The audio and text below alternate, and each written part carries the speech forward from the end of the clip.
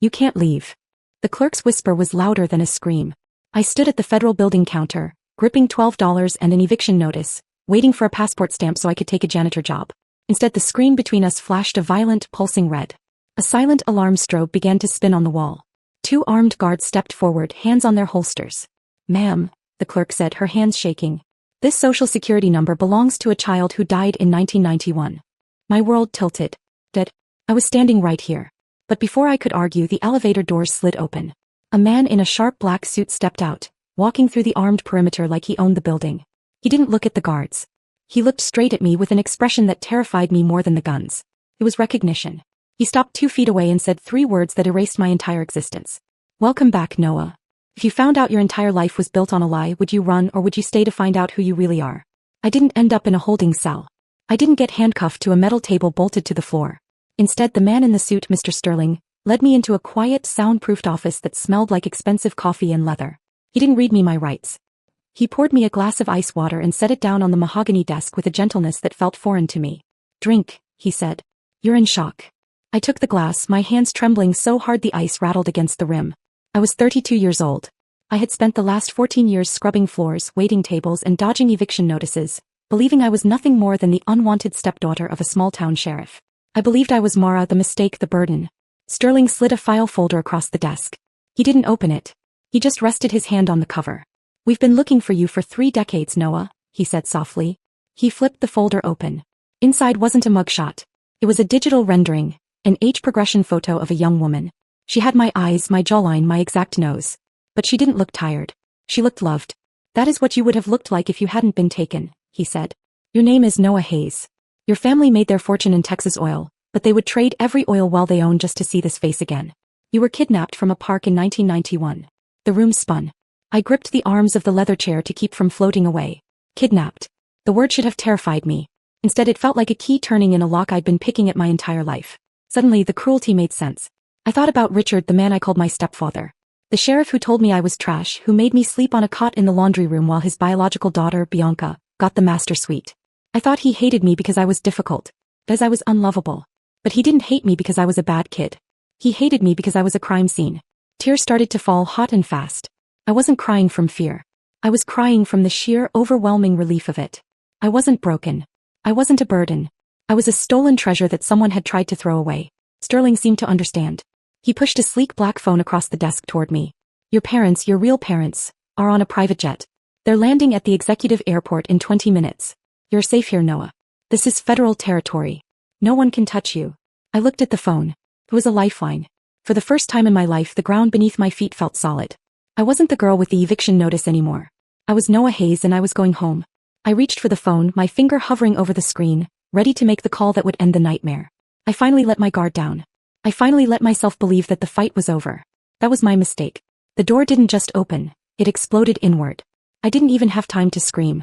2 uniformed deputies stormed the room, hands on their weapons, their boots slamming against the polished floor. And behind them, striding in like he was walking into his own living room, was Richard.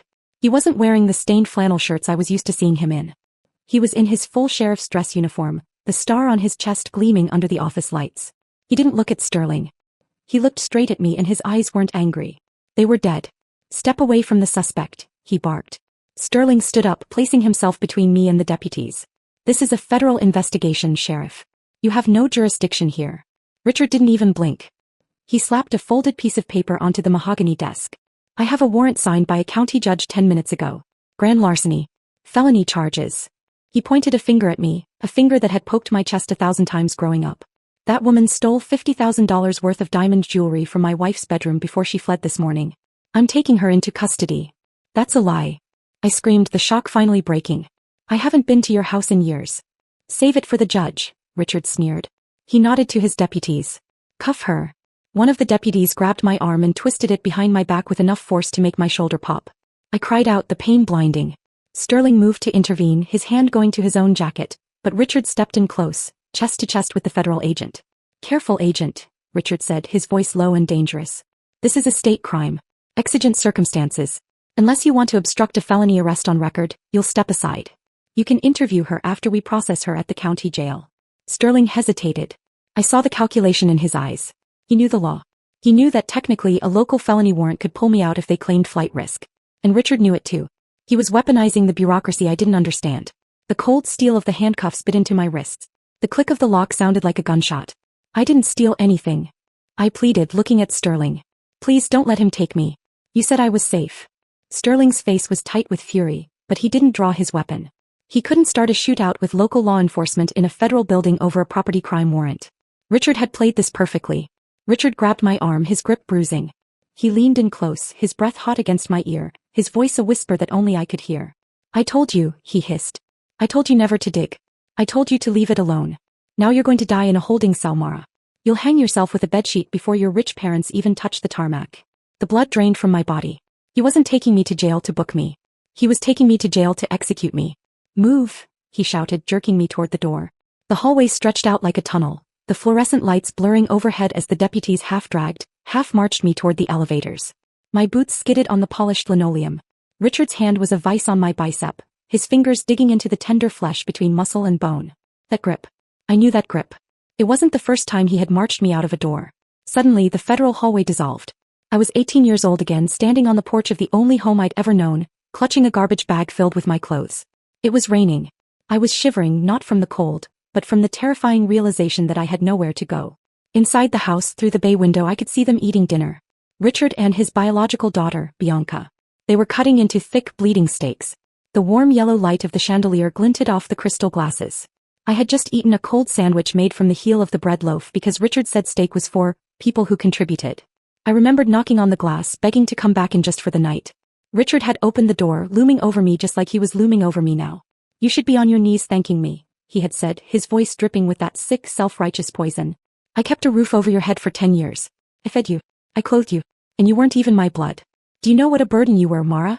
Do you know how expensive it is to keep a mistake? And I had believed him. God help me, I had believed him. I had fallen to my knees on that wet concrete and thanked him for the scraps. I had spent the next 14 years carrying the weight of that debt, believing I was unworthy, believing I owed the universe an apology just for existing. But that was the trap. The realization hit me harder than the handcuffs. It wasn't charity. It was camouflage. He hadn't been raising a stepdaughter. He had been hiding a witness. Every time he made me feel small, every time he told me I was lucky he didn't throw me in the street, he was grooming me. He was training me to be grateful for my own prison. He needed me broken so I wouldn't ask questions. He needed me desperate so I wouldn't look at my own birth certificate. He wasn't my savior. He was my warden. The fear that had been choking me since I walked into the building evaporated. It didn't fade. It was incinerated by a white-hot flash of pure, clarifying rage. He thought he was dragging a scared little girl to jail. He thought he was handling Mara, the burden. But Mara didn't exist anymore. I dug my heels into the floor. I stopped fighting the deputy's grip and instead went completely limp, dropping my entire body weight. It's a trick you learn when you're trying to move heavy furniture alone. Dead weight is impossible to move gracefully. The sudden drop caught them off guard. The deputy on my left stumbled, his grip slipping. We jerked to a halt 10 feet from the elevator bank. Get up. Richard snarled, yanking on my arm. Stop making a scene. I didn't get up. I planted my feet and slowly straightened my spine, pulling against the handcuffs until the chain was taut. I turned my head and looked directly into Richard's eyes. For the first time in my life, I didn't flinch. I didn't look down. I looked right at the man who had stolen my life and I let him see exactly what he had created. The victim was gone. The witness was awake. And she was about to burn his world to the ground. Check the timestamp.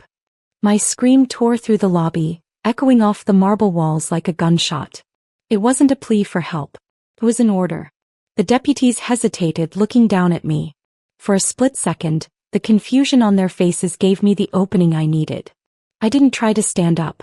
I locked eyes with Sterling, who was running toward us, his hand reaching for the radio on his shoulder. The warrant. I yelled, my voice cracking but loud.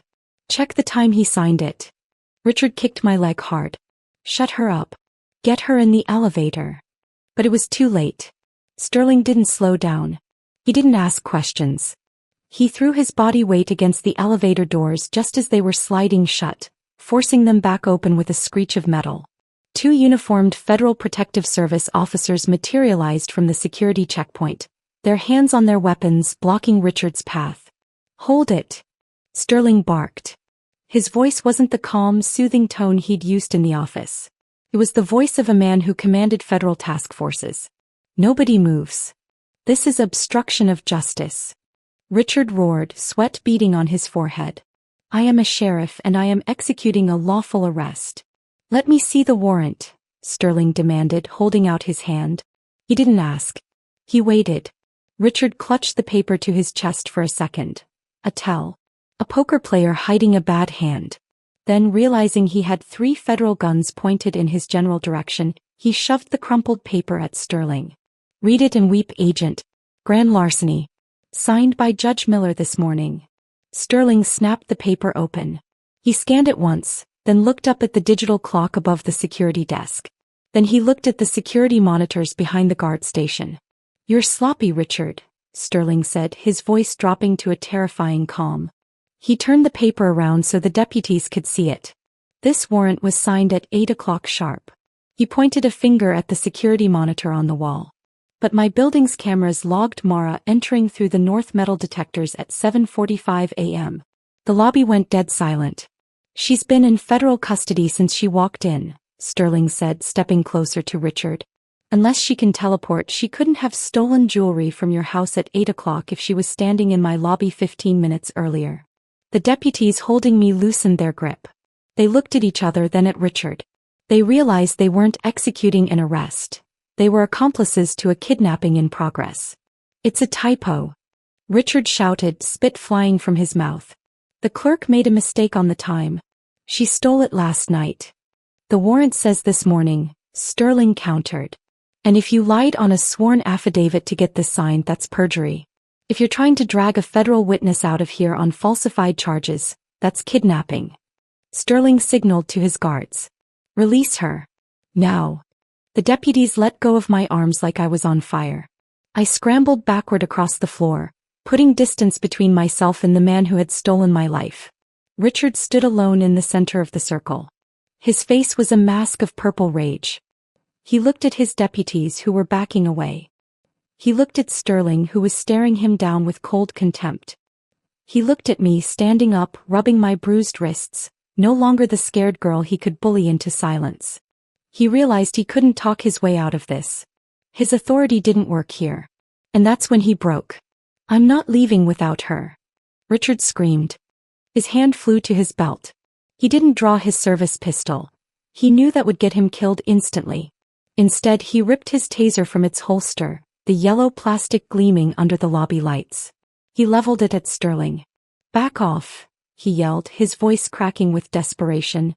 I am taking custody of this suspect. Anyone who interferes gets dropped. He was insane. He was holding a federal agent at gunpoint in a federal building. But I looked at his eyes, wide and frantic, and I realized he wasn't trying to arrest me anymore. He knew it was over. He was just trying to survive the next 5 minutes. The guards reacted instantly. 3 Glock 17s snapped up, trained on Richard's chest. Drop the weapon, Sterling ordered. Now. For a moment, it looked like Richard might force them to shoot him out of spite. Then the madness drained from his eyes. He wasn't a martyr, just a bully. He tossed the taser to the marble floor and raised his hands. Fine, he sneered.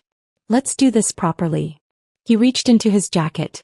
The guards tensed, but he pulled out a document, snapping it open with practiced flair. You caught me, Richard said lightly. The warrant was fake. I knew about the kidnapping. I helped cover it up. He looked straight at me, smiling. I kept you. I hid you. I stole your life. Sterling stepped forward with cuffs. That's a confession. You're under arrest. Richard laughed. No, I'm not. Check the calendar. The kidnapping happened in 1991. The statute of limitations expired in 2011. The room went silent. Sterling didn't move.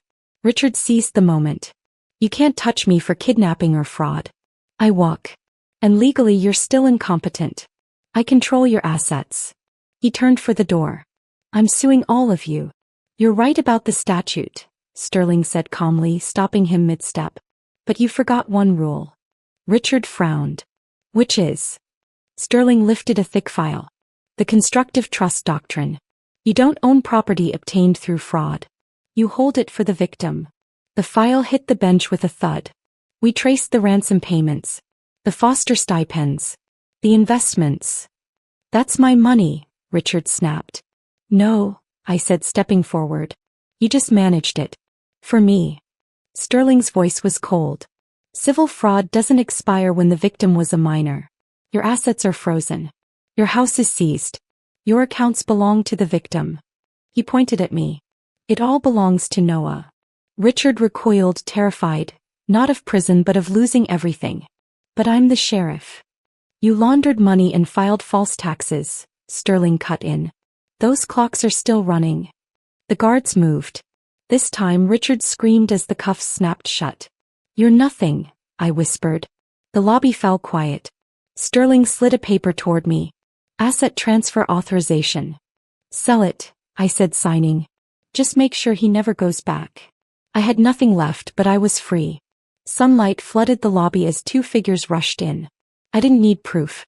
I felt it in my bones. Noah, the woman whispered. I'm here. They held me like they'd never let go. For the first time I was home.